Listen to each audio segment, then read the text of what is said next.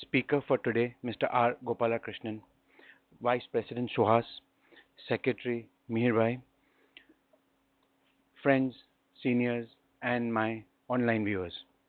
Good evening and a very warm welcome to all of you to this lecture meeting on the topic Institutional Building and Corporate Ayurveda.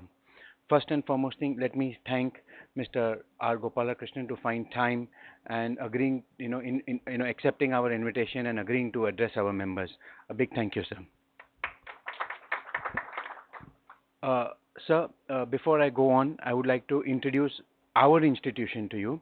Our institution was formed in the year 1949 and it is 70 years old young. And over the 70 years, it has become the leading organization for voluntary chartered accountants.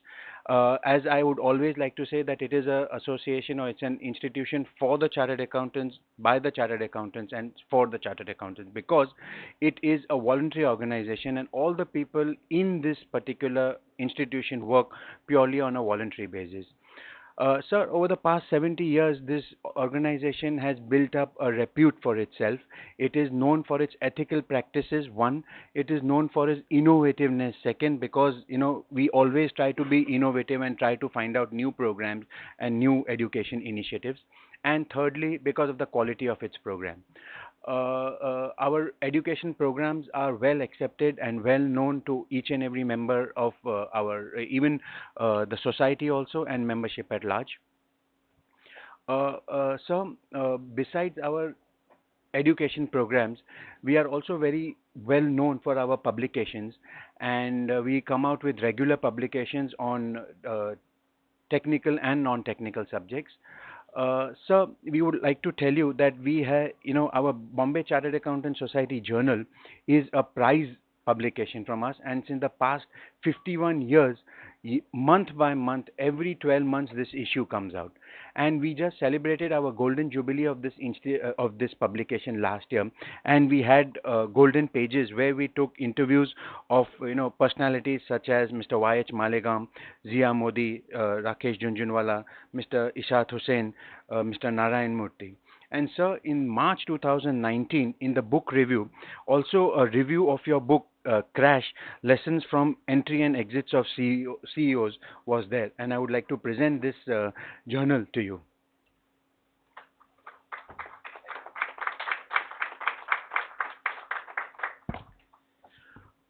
So, our constitution only allows chartered accountants to be members.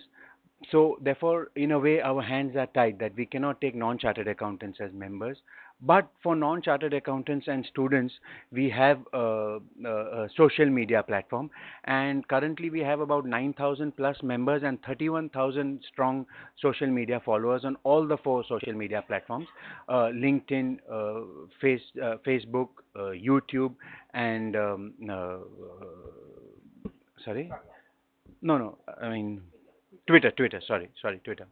And so I would urge all of you all to follow us on BCAS Global handle, and all our lecture meetings, like this example, this lecture meeting is telecasted live. To go and visit all our lecture meetings, which are available free of cost. Now, coming to today's topic, friends, institutions are generally referred to as an organization founded for a religious, educational, professional, or a social. At times, institutions are also referred to as a mechanism of social interactions. It was said that Rome was not built in one day. It always takes a time for creating something monumental. One needs to be committed to the cause and be patient to have big achievement. Great institutions are not built overnight, rather, it is a tireless journey. Evolves institution. What are business institutions and for whom are they critical? What do business institutions do? What can companies learn from business institutions? Is there a difference between a leader and shaper, that is, excellent business leaders as against shapers of business institutions? How can India train and develop more institution builders rather than just excellent business leaders? Can growth coexist with long life? Can corporate ambitions be made competitive along with long life? How can companies stay young, happy, and enjoy a long life? Is there some sort of a mantra or a formula or a corporate Ayurveda for the solution, either in part or in full? To address all this today, we have the speaker, and it is a pleasure to formally introduce the speaker today, Mr. R. Gopalakrishnan, a thorough professional, a business advisor, prolific speaker, ardent writer, and an inspiring teacher. These are the few words that can, sum up his introduction. Mr. R. Gopalakrishnan has been a professional manager since 1969, including me, before any of our birth. He has served as a chairman of Unilever Arabia and MD of Brookbond Lipton and vice chairman of Hindustan Lever. He was also a director on the Tata Sons and several Tata Group companies. He also serves as independent director and non-executive chairman of Castrol India. He is an independent director in Hermes Holding PLC, Sri Lanka, and he also mentors many startups. Speaking. He is an international speaker and is actively engaged in both institutional and inspiring speaking. He has, to his credit, more than 100 keynote addresses, having spoken in international and national conferences. Writing. He is a regular columnist with several financial newspapers, including the Business Standard, and since 2007 has authored 9 management books which have been bestsellers. Teaching. He serves as an executive in residence in S.P. Jain Institute of Management and Research, Mumbai, and is a distinguished professor with IIT Kharagpur.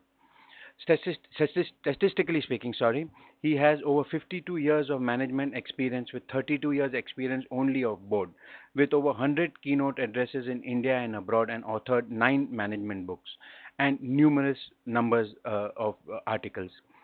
So once again, thank you very much to spend your valuable time with us and agreeing to address our member. But before I hand over the mic to him, I would just request our Vice President Suhas to hand over a small token of our remembrance of the evening spent with us.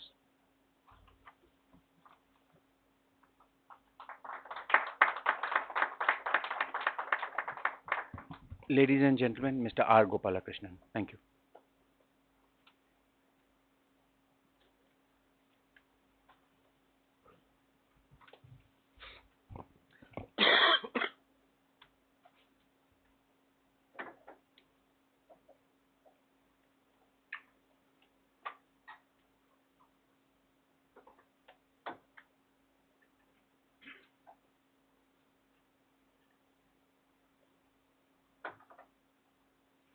Thank you very much, Manish Bhai, and to Suhas and Mr. Mihir for your very warm welcome. You handed over that little gift saying it's in my remembrance. I'm very close to Chandanwadi, so I don't want to be using the word remembrance. Please say it's a token for the future. I mean, we all have to get there someday. And I'm not even carrying my Aadhaar card. If I go to Chandanwadi, they won't let me in. So I must be careful. Thank you for inviting me here. I'm the son of a chartered accountant and a brother of a chartered accountant, but I'm not a chartered accountant. So my father and my brother, who's older to me, used to say, "Ki you're doing some faltu studies. This is the really top profession." I said, "Someday I'll sneak in." Today I have accomplished that. Thank you. I have chosen a subject today which has helped me to be reflective. You said I started my career in 1969. I actually started in 67. So that's 52 years. I know that makes me look as though I started my career before half of you were born. I don't know if it's half or whatever number. There are many ways to introduce a person. One is to say all the nice things that you said. The second way is to say when he was born, Mahatma Gandhi and Muhammad Ali Jinnah were walking in the streets of Bombay, and Lord Wavell was ruling in Delhi, which is also factually true, by the way. I'm a pre-independence born. I would like to believe I'm born long ago, but I'm not irrelevant. And I spent 31 years in Unilever and almost 19 years in Tata. And I thought I should start my third career of reflecting about what are the lessons I have learned, what are the questions that are unanswered. And that is why I am now in this third stage of my career. And I'm taking the liberty of sharing with an enlightened audience some of the issues that are engaging my mind right now. I'd like to share my thoughts, and I'll be enriched if you have any comments or agreement, disagreement, or embellishment. I have been long struck by the subject of building institutions. You define institutions in a particular way. But very often in the newspaper, people will say the democratic institutions are being enhanced or damaged, as the case may be. And we use the word institution in connection with the music sabhas and management colleges and engineering colleges. So I want to first spend some time addressing what does institution mean and what does institution building mean.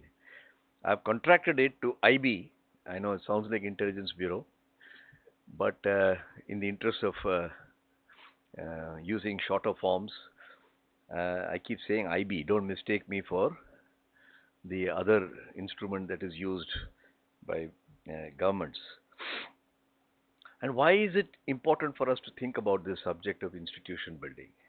That's the first question. So there are only three questions I'm going to answer. The second one is, what do institution builders do? How do they build institutions? And what can we learn from them? And the third subject is a company or an institution, assuming that we can make the discrimination, like a human being? Does it seek long life? So those are the three questions I'm going to answer, and that's why I chose the title Institution Building and Corporate Ayurveda. If I stopped people on the road and said, what does an institution conjure up in your mind? The answer that I have received is, the Red Fort is an institution. If you build a bungalow in golf links in Delhi, that's not an institution. Taj Mahal is an institution, but if you go to the Kabristan, it's not an institution. VT station is an institution, but Nasik station is a railway station. And this is good common sense. That's why I asked ordinary people. And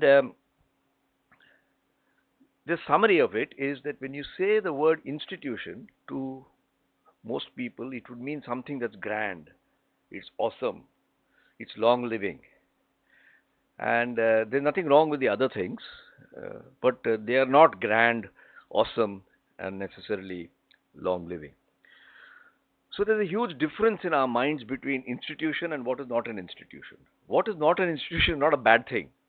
Most of us don't live in institutions, not even a mental institution, not yet. So we live in ordinary houses, right? But none of us can say that it's a big institution. So why should we bother about this definition? Why should it engage our attention? Is it a pedantic? And you see, after 50 years of my career, when business is being bashed every morning, very often with good reason, by the way, for the various things that have happened, I ask myself, should one feel proud of having had a career of 50 years in business? Because if you meet a person who's an NGO, they think you're some sort of a crook. They look at you like that. And so on with various other sections of society. Even in your own family, you'll have a brother or sister-in-law, depending on their background, who say you companies are rapacious people. You're interested only in profit. So if you look at an institution, there are three types of players. If you look at a society, there are three types of players. There are those who defend, there are those who advance, and there are those who earn so that you can defend and advance. What does defend mean? If you join the army, you join the police, you're defending the nation or people's rights or whatever. Governments, bureaucrats also defend. It's like being halfback in football. You're not a goal scorer. Once in a while, you may get the ball to kick, but the center forward is the one who does that. Then there are those who advance society: teachers, scientists, artists, painters. They improve the cultural and intellectual quality of what's happening in people's minds. But business is the one that earns. If business cannot earn, then you can't have an army that defends or teachers who advance. Sorry? And therefore, while you may, in commenting about these things, crack a joke, when people say that if देश की सेवा करो, come and join IAS or army, I said मैंने कुछ कम देश की सेवा नहीं की है. By joining a company where I have played a small role, it's the company that has done it, setting up new factories, opening new branches, creating new jobs, opening new avenues of business. We have created jobs. And if we don't create jobs and generate wealth, pay the taxes, then you won't have an army and you won't have teachers. So, I therefore want to restore, for the purpose of today's talk, and I won't have difficulty selling the idea to this crowd, that business is also on a pedestal. And I feel I have been no less a Desh Sevak as compared to somebody else. And you may argue that one Desh Sevak is better than another, that's a personal opinion. So, given that situation, it is important, just like you must have a good and honest army, that you must have a good and honest business. And business is conducted by companies. Now, when somebody is setting up a company, a founder, whether it is Jamshedji Tata or Mr. Godrej, not this Godrej but the ancestor, or Mr. Bajaj, nobody sets up a company to see it die quickly. It's like having a child in the family. Everybody says Dirghayush. So we want our company to live long. So there are what I call centurion businesses. Tata is one, Godrej is one, Bajaj is one, which have been around for 100 years. Unilever is one. And you can study, and many people have studied, what has made them last 100 years. And they try to chronicle their best practices. I asked a different question. I call them Gen C companies, like Gen X and Gen Z and so on. Gen C companies, centurion companies. There are lots of lessons to learn.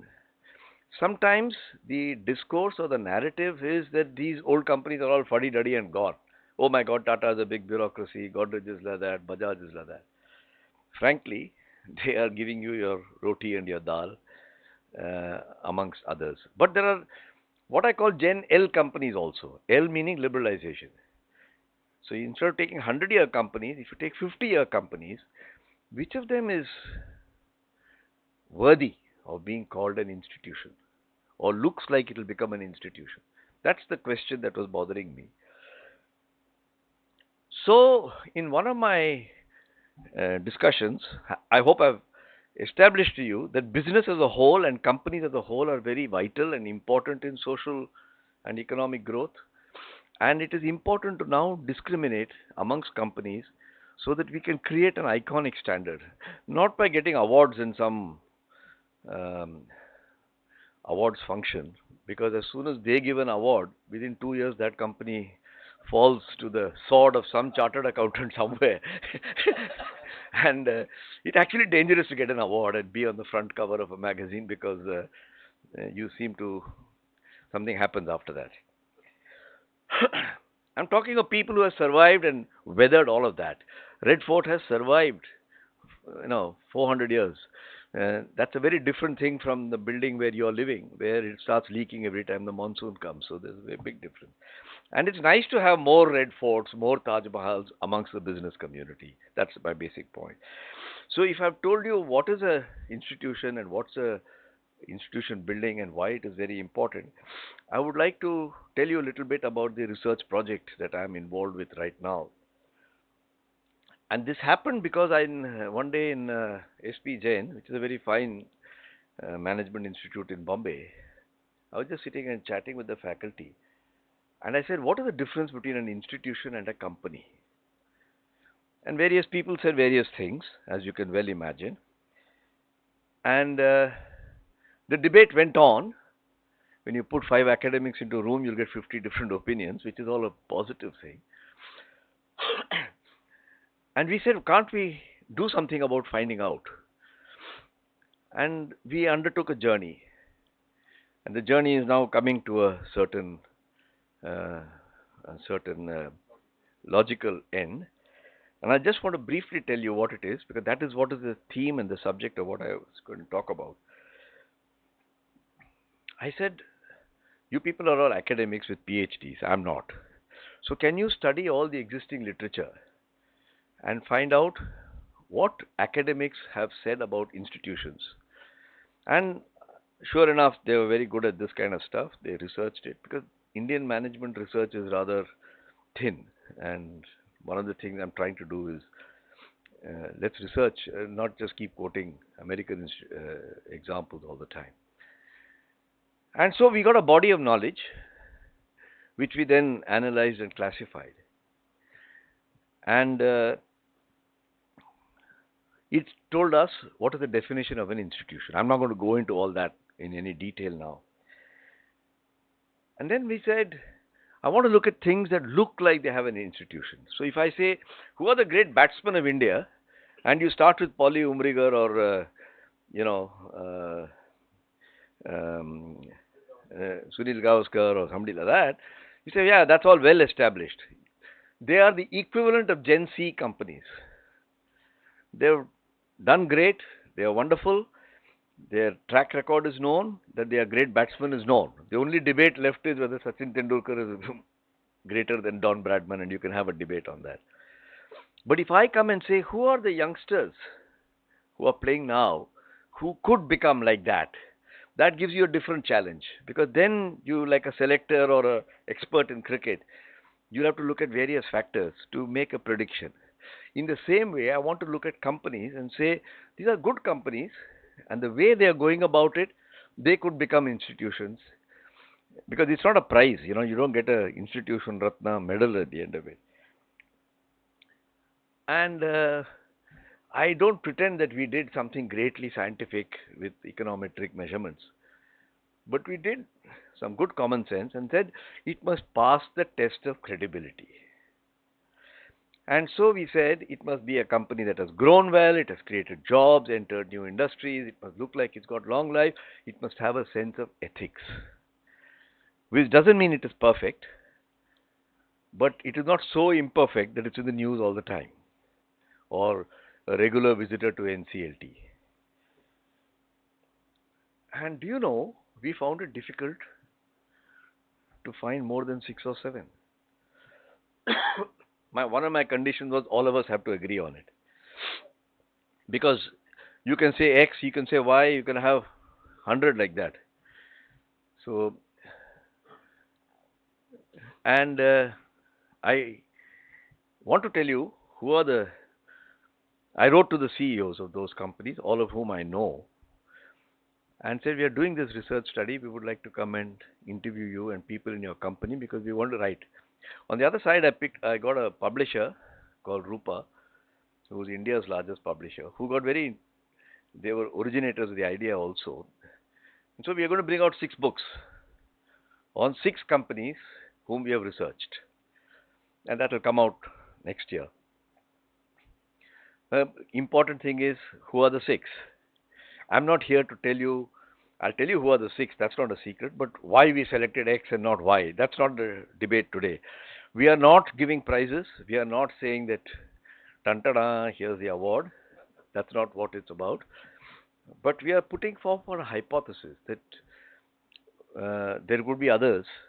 But what are these people doing which is of interest and from which we can learn? And other companies who want to become. So we found a distinction between an institution and an ordinary company. Ordinary company doesn't mean a bad company, by the way. A well run, good company, but which is not quite an institution. That was the distinction. A good batsman, he plays Ranji Trophy, but he's not quite in the league of. We wrote to them, and then 6 of them agreed to participate in this research project. The 6 that we selected, is there press over here? No press. So this won't, not that Economic Times is waiting to publish this, but it's online. But I don't mind saying which are the 6. It's unlikely to make the headlines tomorrow. Um, one is Biocon, Biocon group of companies. The second is Marico. And the third one is Kotak Bank. The fourth one is HDFC Group. I'm not talking of the bank alone, but the bunch of institutions. The fifth one is Larsen and Toubro. And the sixth one is Tata Consultancy Services. Now, are there more? I'm sure there are more. And this research project can continue. So anybody left out doesn't mean that he's out of it. But I'll tell you the 6 we selected through an imperfect process. All of these are imperfect processes. And we found there are 6 academics who agreed to co-author the books with me. So there are going to be 6 books, one on each. And it's about the institution and not the iconic leader that they've had. Because there are too many books about the iconic leader and his contribution that he's after God created Manu, he created people like them. That's not the nature of the book that we are writing. These companies together have accounted for 2 million direct jobs, 10 million indirect jobs, and a market capitalization which is about 30% or 20% of the BSE total market cap. BSE total market cap on a particular day when I asked for the information was 140 lakh crores, and these companies alone were 30 lakh crores. So they are not a insignificant part. I've left out Hindustan Levers and Tata Steel and so on for the reason that they are Gen Z companies. So we had a 5-step process. The first is literature search, which I have discussed already. The second is we had to have a hypothesis. In research project, you have a hypothesis, then you go and get the data to see whether it fits. And out of all that academic research that was done by my colleagues, we found something which we have now branded. I don't think I would say IP, that's too big a word for it, as the MBA grid. MBA doesn't stand for Master of Business Administration. It stands for Mindset, Behavior and Action. There's a Mindset, Behavior, Action grid. And what the literature told us was the people who build institutions, I didn't want to keep calling them IB, so I used the word shaper because that's a more expressive word. People who build institutions, I've called shapers. So I'll use the word shaper, and the other one I'll call a leader. He runs a good company. Maybe a bad company, in which case there's nothing to discuss for us. There's a difference between a shaper and a leader. And what is it that he does? It is not about the individual. Has he institutionalized it? Even after he's gone, will it happen? Now, in the case of a Tata Steel or a Levers, you can say they've been around 100 years. They've had at least 10 different CEOs. They have been able to institutionalize. Here, you may say, we'll have to see what happens. But we are not judging people. So we put down and said there seems to be a good possibility that they will have successors. Then we went to the companies and we had this MBA grid in front of us and we populated it through the data. So it's very much like having a risk management framework, to use your language, and then going and finding out what are the risks and then classifying it into high risk, low risk, probability of happening, all that stuff. And then we put together our research findings, and we are going to convert it into 6 books, which will say this is what they do. So I'm deliberately not using charts because the whole day we keep seeing charts and they dull the brain, in my opinion. Just imagine an x-axis where you put 3 levels of management. Levels meaning not that way, but 3 types of. One is a manager. A manager is a person who takes instructions and carries it out efficiently. That's what you do for the first 5, 10 years of your career anyway. Then you may become a leader. That's the next step. And the leader is a person who puts together conflicting functions, finance, marketing, technical, and tries to run a company. And then comes a shaper who is really building a Lal Killa and not just another little building. So there's manager, leader, and shaper. All of them are necessary.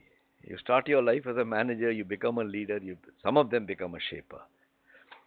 And on the y-axis, we have put the 3 types of activities that these people do. A manager is usually intervening. There's a problem, he tries to help to solve it. You need a new distributor, he intervenes and he tries to appoint a distributor. The next level after the intervening level is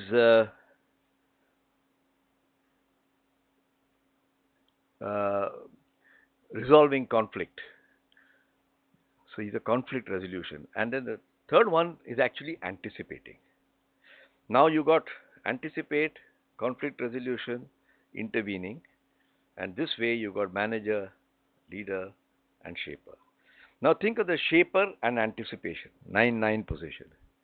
That's the guy we are talking about. A competent company leader who's managing his company quite well, resolving conflicts and moving ahead, is also necessary. And then a person, a rookie, is a manager who intervenes and solves problems. So there is a pathway there.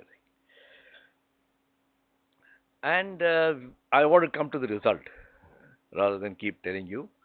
Anyway, the books will come out. If I tell you everything now, nobody will buy the book, so you might as well have a little commercial consideration. But let me tell you what we found. And I'm giving you just a jhalak. We found it very, very interesting. I personally sat in on some of the interviews with Anil Nayak and Deepak Parekh and Uday Kotak. The job is not yet over. And I, unlike my academic colleague who is taking the notes, tape recording, transcribing, some kaju, some raisins, some masala, some doodh. And I want to tell you what the 8 are. But talking. So let me tell you life that you have. I hope it's okay, Mr. President. Chalse na? I have a chartered accountant colleague called Arun Gandhi. He said, "What are you doing in Bombay Chartered Accountant?" As though ये दलित आदमी कहाँ आ गया हमारे मंदिर में, you know? No, I shouldn't say that. I withdraw that comment. Please exorcise it because it's a sensitive subject, to put it that way. I don't want to inadvertently offend. By people relations, I mean you're very respectful to others. Respectful, whether it's employees, distributors, shareholders, other people in your society, stakeholders, etc. You're also very cognizant of talent recognition. You spend a lot of time in talent. I was very struck that of these 6 people whom we interviewed, they gave numbers ranging from 25% to 40% of their time spent on people. Which is quite a high number. Quite a high number. And when we probed to find out what is 25 to 40%, they said it's not that my whole day only HR department papers are coming. HR is not equal to people necessarily. It is where I spend my time and what am I thinking about when I'm driving in my car. Okay, I'm thinking about what did he mean by that? Will this person make a suitable vice president, general manager, chief financial officer, etc. People. So that's number one. The second is a remarkable ability to do short term and long term at the same time. So These are not people who say, "Arey yaar, ye business karte karte, I don't get the time to think of the long term." By the time you finish with the auditors and the regulators, there's no time to do anything else. This is in a light-hearted jest, you may say that, but a CEO who's just spending his time with auditors, he's got a problem anyway. You must spend some time with auditors, but there are other things to be done. And the ability to deal with short and long term simultaneously without sacrificing. So you're always got a vision of where this company, a trajectory where it's going. But you're dealing with the fires that are on your path. So it's much like saying, I want to go to the United States to go and see my grandchildren, but I have to get a visa, I have to go and get my passport updated, I have to get foreign exchange, etc., which is a nuisance. Produce my Aadhaar card, PAN card, etc. But I'm thinking that when I get to wherever, uh, how lovely it will be to take my grandchildren to the park or whatever. So you're thinking of long term and short term simultaneously. The third is an expression which we have created. I don't know if we have created, but which we have used, called critical thinking. And by that we mean very often managers and leaders will come to you and say, boss, this has happened. We have option A and option B. And the shaper is unique in asking, well, why not C and D? And people will say, I never thought of that. A very good example of critical thinking is Sharad Pawar. And you have seen in the last 2 days, uh, you still can't figure out, right? But it looked like there's option A and option B, but somehow some option C and D has also arrived. So uh, it's a very important attribute. So one person said, for example, when this came, people said you have to choose A or B. He says A, he says B, he says A, B. And she said, you're all looking into the problem. Stand back and say, what is this problem a part of? And you may get a different answer. And sure enough, they came with C and D. So I think it's a very important skill. Our whole training is analytical. Whether you're an accountant or an engineer, the moment I give you something, you'll tear it apart and find out what's in it. But if I say, but sit back and say, what is this a part of? I can look at this earth. I can say if you dig the ground, it's so much. It is round in shape. It has got so much depth. I can keep on analyzing. But I say, what is this earth a part of? Oh, it's part of a galaxy. What is a galaxy? There's a planetary system. I get a very different picture of Mother Earth when I look at it as part of a planetary system, as distinct from a geological approach, ki iska andar mitti hai, pani hai, all that stuff. That's the sort of distinction I'm making. So that is the third. Fourth is orbit changing. They're not only looking for solutions, but they're looking for what will change the trajectory of the institution or the company that they are heading. The fifth one is called breaking barriers. If you want to build a company, you will have a lot of barriers. But if you want to build an institution, you have to break the barriers without sinking the boat. Sinking the boat, I mean, anybody can do it there.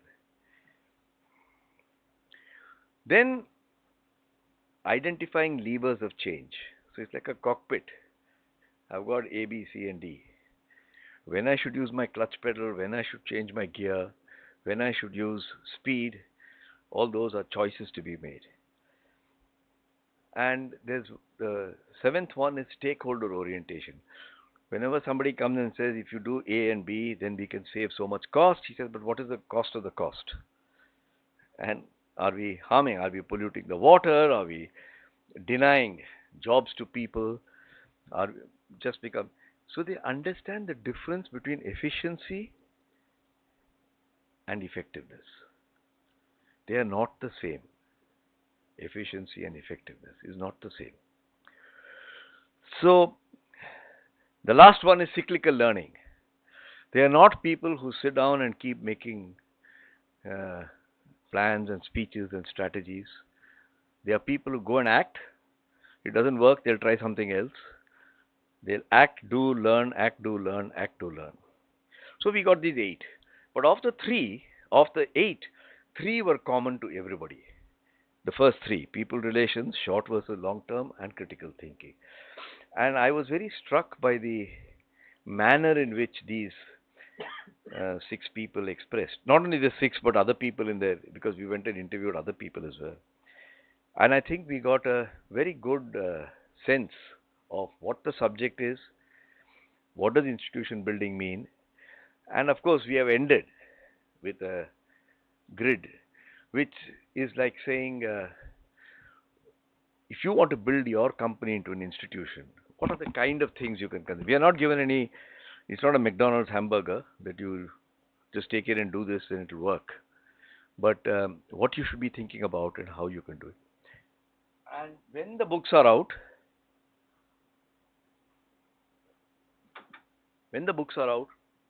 I'm not talking of individual companies and so on, because really it's not proper at this point of time. But when the books are out, it will, and you get a different type. You get a dosa, you get an uttapam, you get a, they're all looking round and pancake, but they're all different. You'll get a chance to sit, if you're the CEO of a company, and we want to develop management training courses, because all our MBA courses train people to manage. You must have goals, you must have this, you must have that, so they can keep the gadi moving. They don't train shapers. And the people who need to be trained as shapers are not 23 or 24-year-old people who just finished their engineering or accountancy. They must be 30, 40 years old, who have worked for 10, 15 years. And those you want to become field marshals, you don't choose Khadakwasla to do it. You do it at a certain stage later on. So that's the very interesting, and if I may say so, somewhat a distinctive project. At least I feel it's distinctive, which we are engaged with now. And I would hope that next year at this time, the books will be out and somebody would have said this is the biggest load of rubbish, and somebody would have said that's a very interesting contribution. But we can all think about institution building. And I would like very much that whether you're a chartered accountants, people who say, he's just doing all this khata work. No, it's not that. Chartered accountants are a method, or an auditor is a way to build an institution. I always tell people that you don't like discussions on risk and control. If I ask you to jump from the plane, you want to be sure your parachute opens, right? So the parachute maker is worth something. If you say he's just a parachute maker, I'm the guy who jumps. Well, if he didn't do his job, you'll have a problem. I always say the stronger and better the auditor, the more company can be shaped, because you can take your risk. The auditor is helping you to shape your institution, and it's a slight repositioning, and it's a mindset change that you need. And this is very important, this mindset, behavior, and action. These three steps. Because if I am deeply within myself having a certain mindset, for example, if I am prejudiced about sex or gender, then every time I see a person of that particular gender, I will immediately say it's not suitable. If the company has to pay the maternity benefit, as why take young people who are at that stage, take people who finished with their family building. These are all mindsets. We are not even conscious of it. And that results in a certain type of behavior, and your actions come out of behavior. I think we'll have no difficulty in accepting this. What we are trying to do is to take the actions and then look at the behavior and then predict the mindset. So it's a countercurrent distillation column, as a chemical engineer would say. And so we are reverse engineering it. Many books tell you what action you should take. It will say you must be clear and focused. He said, but what can I do? He says, you must resolve conflicts efficiently. He said, but what shall I do? My marketing director and my financial director are fighting. We are not there to tell you what to do, but how do you get the mindsets and the alignment? So I would leave that subject and say a few words about what I've called corporate Ayurveda, and then I will stop. Now, you all know what Ayurveda means. It's the science of life. And our country in particular is famous for this great gift to mankind. And it's all about a healthy lifestyle. And basically, I'm not an expert on Ayurveda, but it basically tells a human being um, what is it that you must do if you want to have a long life. And it says that you must keep your wind, your bile, and your phlegm in balance. And then, if you go to an Ayurvedic doctor, he will ask you various questions, as a result of which he will try to get this uh, things in balance. Now, any person's future is determined by three factors: inherited genes. You can't do much about it, but that's only 15, 20%, maybe 25% of who you are. Just because your father had a heart problem or blood pressure or cancer, it doesn't mean you'll also get it. Much more depends on how you lead your life. We all know this, but it's good to remember these things and recall them. Improper diet, lifestyle, etc., they disturb the balance of the elements. And the third one is negative thinking. Now, I wrote an article in the newspaper, I get letters to the editor, I get people who write back. There are some people who say all independent directors are bad, all businessmen are crooks.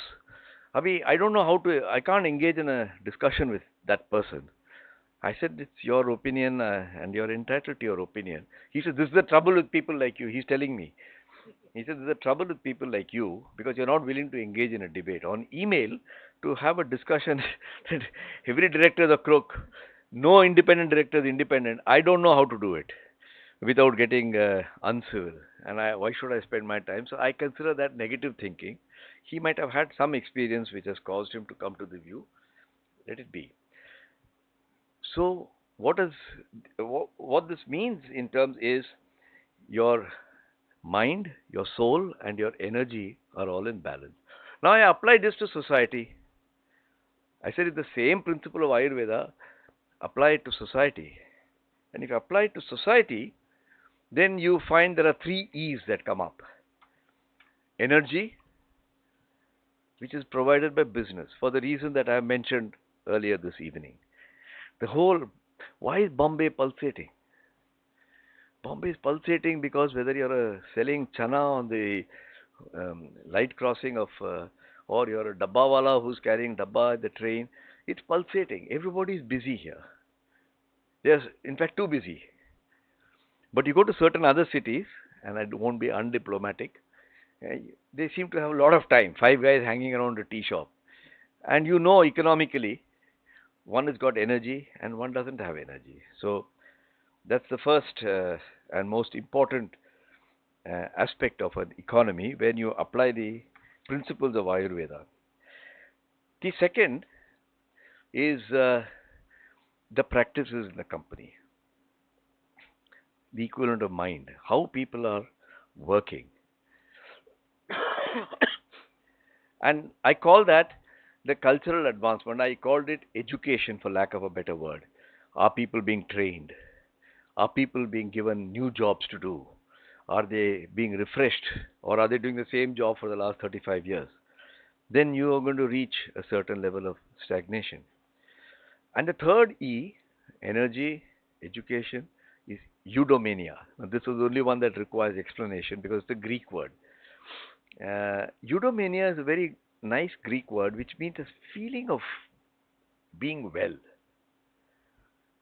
And you need a society to have eudaimonia. Acha hai, no negative thoughts, positive thought.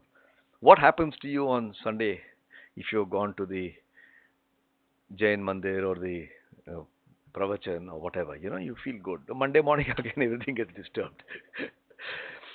So, this is the secret for a company to have long life, just like it's a secret for a human being to have long life. We all know the secrets, but we don't practice them. So, I started to study with somebody else, and here's what I came to about how to create a long living company. Manage stress. Now, this looks like a good human being, huh? Sorry, for human beings, these are the manage stress rather than get overwhelmed by stress. The second one, this is Ayurveda, huh? Meditate and calm your mind.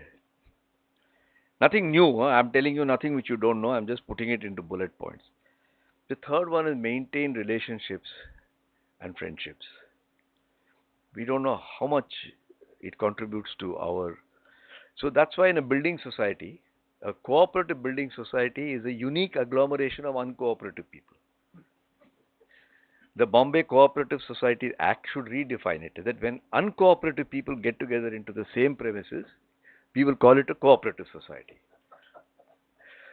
Because people, you won't know if your neighbor died unless she or he died in the lift. You say, "Aaya, mara, chala gaya." Um, do something, but for the community and for others, not only for yourself. And the last one is earn enough, but not too much. This is, I don't know what you're going to do. Nowadays, they calculate everything in billions. हमको अपने अकल में आता नहीं है. You must have enough to, and be happy. Because at a certain point of time, in the US, they've established that if you have more than 75 to $100,000 per annum income, you start going into the zone of unhealthy. If I multiply $100,000, it comes to 50 lakhs, 60 lakhs. You want to make it a crore, fine. You want to earn 6 crores for 3 years and then you'll have nothing to do. If your nature of your job is like that, if you're a sportsman or a film artist, that's fine. But if you have much more than that, you start to. And I've actually written a book on this called Crash, which is published by Penguin, where I've shown that having too much of it, of power, actually damages your brain, which is the one that's reviewed in your BCAS book. So I went, my co-author and I, in another book that we are writing, went and said, surely somebody has studied this. What is it found? And I've got a library in my house which is called Long Life Companies. That's what gave me the idea. One is written by Japanese on Japanese long life companies. Second is written by Europeans on Europe's long life companies. The third is written by Americans on America's long life company. I said, is there a book on Indian long life companies and what we can learn? There is one on Tata, there is one on Godrej, there is one on Bajaj. And many of them turn out to be commissioned by that company, so it's sort of written in a particular way. But what is interesting is what is the principle of long life. And here I want to tell you the mantra. The Japanese research book says clear values and mission. And I think this is an opportunity for chartered accountants. Why chartered accountants? Because if you're working for a company, and I'm talking of the professional accountant, not the internal financial manager, you have a chance to observe these things. And I think it's an additional service other than tax audit and this audit, that audit, to bring a managerial perspective to the data you collected out of your audit exercise. And it is not statutory. Don't tell the Companies Act or SEBI because then they will make it mandatory. Just give it as an additional service. Even don't charge a fee. And say, this is our opinion. If you don't like it, reject it. Because fukat mein deta hai. That's how you build up a business and a practice. Because I would hope in 20 years' time, every decent chartered accountancy firm can offer this service, and hopefully at that time for a fee. Are you following long life practices in your company? First, clear values and mission over a long period of time. Second, a strategic and a long-term approach. These are the Japanese company secrets. Third, focus on human beings and merit system. Fifth, socially minded and building the nation. If you think of some of our long life companies, even in Bombay, not far from here, you'll start to see that Japanese companies and Indian companies are not different. And they need not be different. Very adaptive and innovative. Frugality in using resources. Frugality, not splashing it around. And cultivate culture and legacy. Japanese use the word culture to mean लोगों की तरक्की होनी चाहिए. I then looked at the European and I've summarized it all, and I came to the conclusion that there is a piece of work to be done here in spreading the Ayurvedic mantra, because it's exactly the same as in Ayurveda. You say that mind, body, and soul. If you see a company where these are out of kilter, people are fighting with each other, they're not thinking long term, you're thinking short term. You go to a startup, I mean, they're only thinking of valuation. I mean, perpetually, how many more billion? I don't know why they are worth 17 billion. I haven't understood.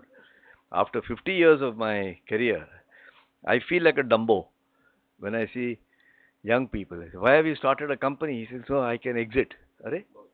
Why have you made a baby? Because I can marry her off and, you know, it doesn't seem to make too much sense from a long term. But then people say, oh, that's the trouble with you oldies. And then I shut up, you know. So I would like to stop here. I've shared with you some of the research and writings going on in the field of institution building and corporate Ayurveda. There are two sides of the same coin, as it were. Those publications will be out next year. But more importantly, I wanted to leave you with the thought that if the BCAS, uh, uh, BCAS, would like to adopt some of these as this material comes out, I'll be very happy to help to promote the thinking behind it and maybe be enriched by what you all are doing. Thank you for having me over here. I've finished on time.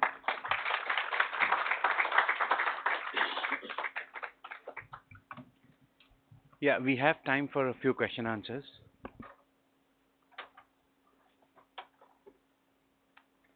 So I have a question. You just mentioned that the concept of defenders, advancers, and earners. So we, as chartered accountants and advisors, tax advisors to our clients, in which category do we fall under and why? You can choose your category. Frankly, I think if you are helping earners earn, I call you an earner. In fact, because I may get 100,000 rupees as my salary, but my cook who cooks for me and the people who work, I consider them a part of it. If my cook wasn't there, my servant wasn't cleaning. So people who assist you are very much a part of the earner community, in my opinion. right. Huh? Well, so that's the answer to your. Sorry.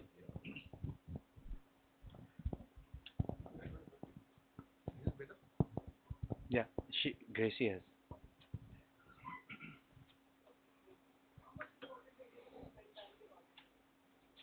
Oh, that depends on the auditor and what he has to say. He or she has to say. Who? No, when you say company, somebody has time to. Well, frankly,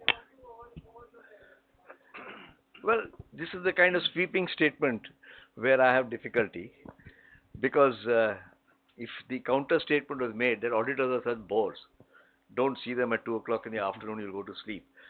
That's not a good statement to make. May I suggest that the way to look at it is when auditors have submitted their findings and report and it's discussed, are they acted upon? And if they are not acted upon, your comment can be taken as valid. I may spend 2 hours with you as the CEO or my vice president of my company, but if I don't do anything with it, then you will not be happy. Sorry? No reply. Meaning you agree or? Well, then I don't know why you're there as an auditor. That's your call. Yeah, Mayur bhai. If nobody is interested in your service, then I think it's important for you to take a call. Sir, in this, Yeah, that's the most dangerous thing, if I may say so. Absolutely. If people just want a thappa from you and don't act on what you say, I don't know the competition amongst auditors for accounts and so on, but huh? I would not keep that account Absolutely. if I had a choice. Luckily, I'm not an accountant. I don't have to make such a decision. Sir, in It's like institution, a customer who doesn't want your shampoo or soap or software or whatever, car. If no customer wants it, then what the hell are you doing? Sorry. so in institution building, of course, you emphasize that value systems and ethics that play a major role. But what we find, especially in case of FMCG or other companies, the advertisement which they do. So, do you think that companies are doing proper because many advertisements are misleading to a great extent? You must make the distinction between a personal opinion, which has mixed in it a logic and a prejudice and everything put together, and what the standards of advertising are. There is a gentleman called Mr. Mutalik. He's a Vishwa Hindu Parishad or something in Mangalore. If a girl is talking to a boy, he thinks it's wrong. So he raids bars. Raids means he takes gundas with him into bars. And if a girl and a boy are together dancing or having a drink, he gets them out. I don't think we should take that kind of an approach. Excuse me. Yeah. Sir, can you suggest some few names after your enough amount of time spent on research that NGOs have become the institutions? Oh, there are. We did not study NGOs, Yeah. but there are NGOs, there are governmental institutions. We have not studied those. Okay. So I'm not able to. My one personal question, I hope President will Yeah, allow. we have time. So I think now I should be retiring from practice, and whatever balance time that is available with me, I must devote it to the society through some NGOs. So is it right way of doing, or one should continue to work till last? And that also you said companies have become NGO institution. So please give your expert Sorry, guidance. this is a choice. I don't know whether I can. But I'll tell you what I have done. Okay. I decided that I want to lead. I'm not retiring. I'm going to refire Okay. and just change one alphabet. You get a very different meaning. Okay. And refire to me, because of my interest, meant I'll indulge in myself in what I enjoy doing and which may be helpful: writing, speaking, and teaching, Okay. which is what I'm doing. Okay. Now it's for you to decide Yeah. what Okay. you want to do. Yeah. Thank you, sir. Thank you. Whatever you do, don't sit at home just doing nothing, if you can help it, because your wife will get upset. Good evening, sir. Mr. Gopalakrishnan, thank you for this evening. My question is institution building. A fantastic perspective has come up. We'll look forward to your work in the form of the books. But where is the core line when we talk about various bullet points which you discussed? All of us know. But then where the core lies does it lies with the directors of the company or the institution? Like, I mean, what Tata Sons has a module, whether it lies with the promoters, the people, the families, or the people who have brought the company alive for a number of years. Where is this building process lies, or is it, if I can extend my question, is it completely within the entire funnel of the organization? Thank you. That's a good question. In my view, if you're talking of institution builders, a certain mindset should have permeated, whether it's come from a promoter or a director or from a founder, I don't know. But it should have permeated a large number of people so that it's automatically seen as the right thing to do. For example, I'll tell you, and I'm not talking politics because it's a very touchy subject, but the concept of Vasudeva Kutumbam, everybody can live, we can all live together even if we are different, is a very strong Indian institutional inheritance. It didn't come from the promoter. Nobody can say Manu has written it. And if you look at India today, we are all inheritors of a philosophy which has been practiced for I don't know how many years. That's what I mean by, that's a very extreme example I've taken of an institution building. So when Jamshedji Tata said that the company is not different from the community, what the company has earned from the community, so it has to go back to the community. I call that institution building. And the way Tatas have structured themselves through accident or design depends on your opinion. And Tatas are not perfect. Neither is Hindustan Lever, nor is Bajaj. Nobody is perfect. Periodically, you may have some aberration. To be human is to be aberrant. But it is spread. And I can tell you that the total work done by the trusts and so on and so forth is uh, something which is of great satisfaction to every employee. I go to work because I say, yeah, all this is going for some cancer hospital or some eye hospital or some good for somebody. That's what I mean by institution building. I hope I've answered your question. If you're looking for the wise words of one particular founder, which everybody will repeat, then you go to Delhi, you'll find it.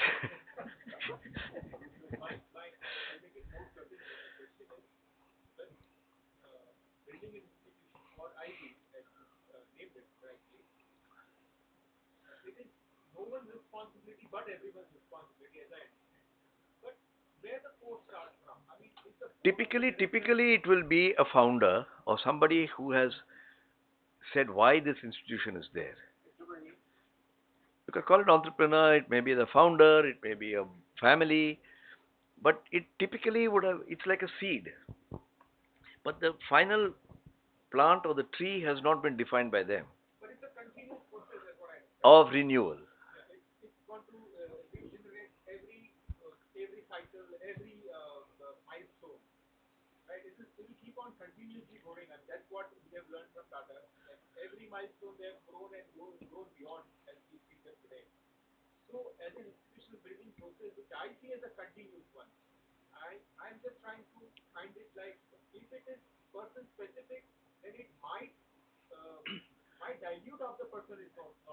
Absolutely. If one person's pet subject, after that person is gone, it may not. But the ability to make it part of the institution for a very long time is what we are referring to. So you put your finger exactly where it is important. Sir, the six companies which you named as having great potential for being institutions. Now, what I noticed was the youngest amongst them was Biocon, which again is probably about 2.5 to 3 decades old. But some of them have been there for 5, 6, 7 decades. So, when is the earliest time that you would normally spot potential institution? No, I have not taken from the date of birth. Okay. So Larsen and Toubro, you could argue, has been there for 80 plus. 60, 70, 80, I think so, 80 years. Yeah, yeah. I'm talking of people who around liberalization took off. Okay. Because pre-liberalization was a different regime and all of us know it, I don't need to describe it. So I'm talking of people who took off around the time of liberalization. And Larsen and Toubro took off much after that also, in the last 25 years only. At least that's the judgment we have come to, and I will respect other people who have an alternate viewpoint. How do you create perceptions? Because I feel sometimes two institutes maybe on the same level, but somehow one of them is perceived by society to be better than the other. So how do you create perceptions about a particular organization? You measure it.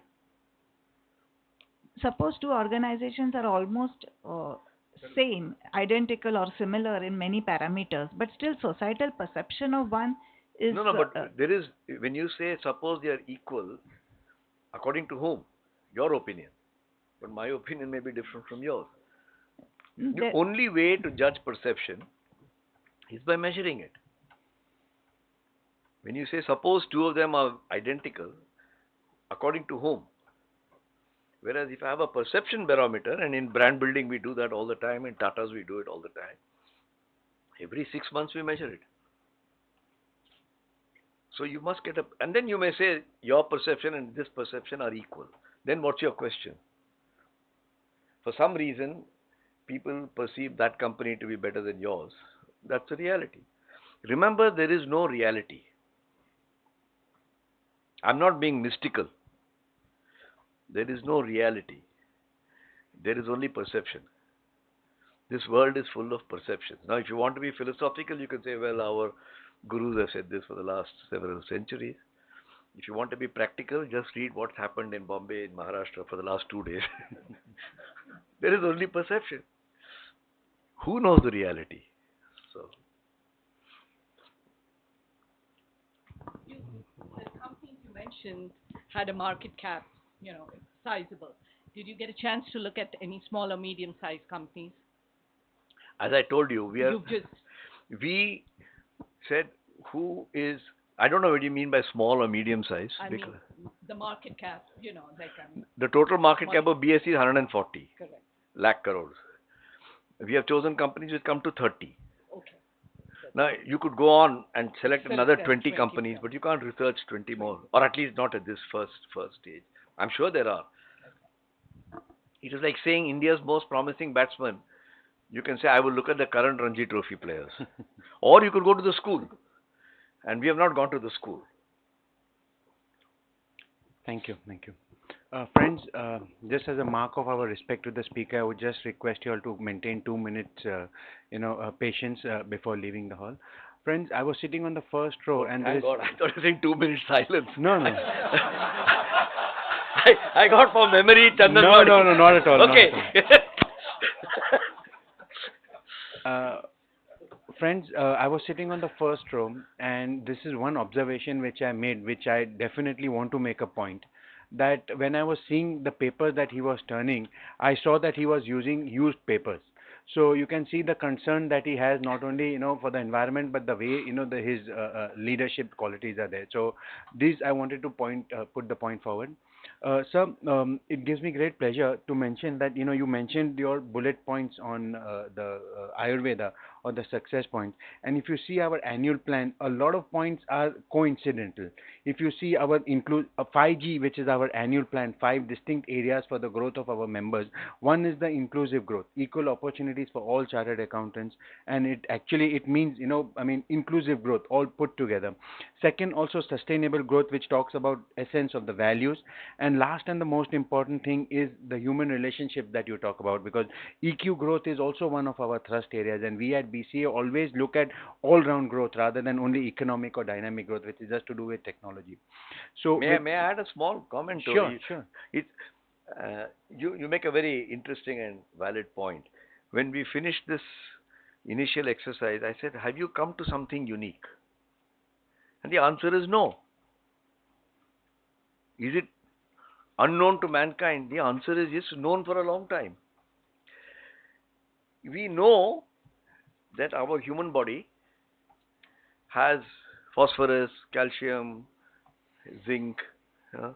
If I put all this into a tawa and mix it, I will not create a human being. In nature, in biology, this is called the theory of emergence.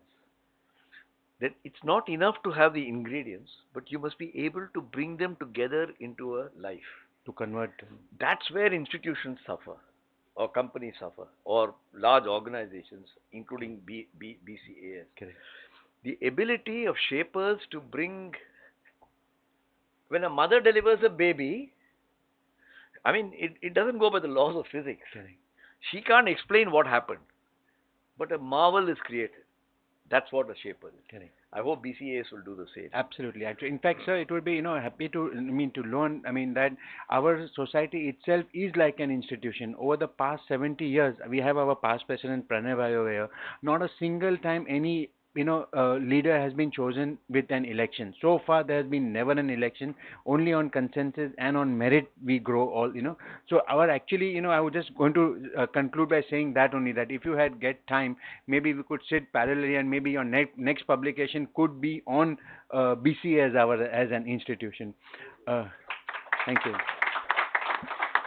Friends, I also acknowledge the presence of Chaya here. She is the president of the Bombay Management Association, and I would just request her to hand over, as a BCA tradition, our instant, I wouldn't call it memory, but an instant photograph to our speaker. Yeah, Chaya, please come.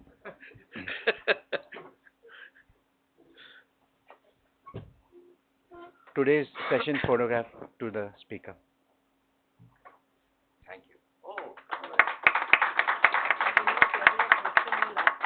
yes, I know. I said, yes. Yes. Thank you, Chad. Thank you. Thank you. I'll just request Mihir, our secretary, to briefly make certain announcement and then propose a word of thanks. Thank you.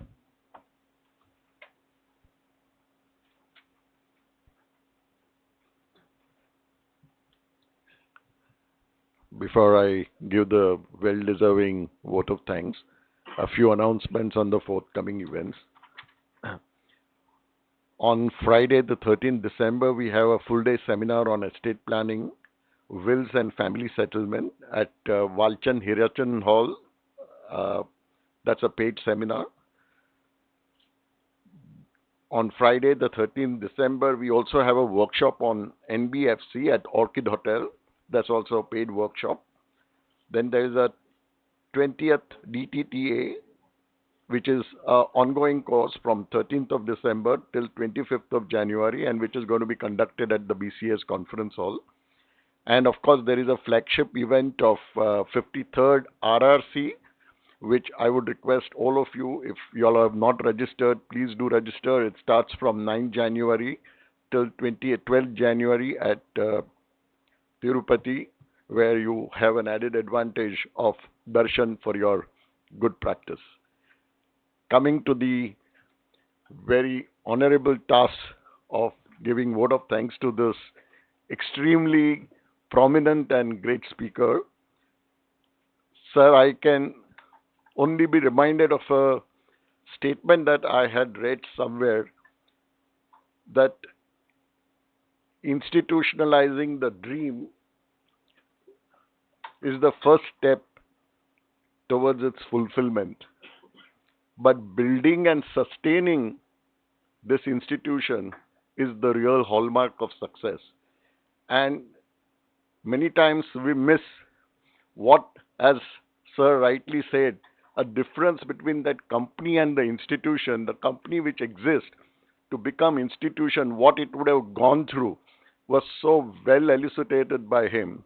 And there comes time in the life of an entrepreneur, in the life of a company, which is that defining moment which makes it as an institution for future. Because the entrepreneurs and its whole team, which he has really fueled them with that ultimate relation with the objective. Because if you ask the right entrepreneur, he just does not do this for money. He does this for the passion, and he has related it to that larger objective.